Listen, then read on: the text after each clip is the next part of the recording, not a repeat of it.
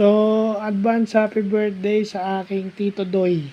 Okay, sa aking Tito Doy, Engineer Doy Sanchez sa September 13. So, alam ko to, September 13 pa yung birthday mo, September 1 dito sa Pilipinas. So, September 1 na rin dyan ng umaga. So, mauna na akong bumati kung sakali kasi baka makalimutan ko pang birthday mo. So, sana okay ka lang.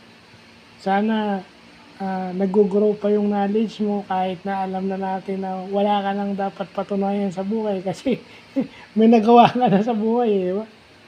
Tsaka, ikaw lang naman yung may tiwala sa akin na dapat tsatsagain ko lahat ng ginagawa ko.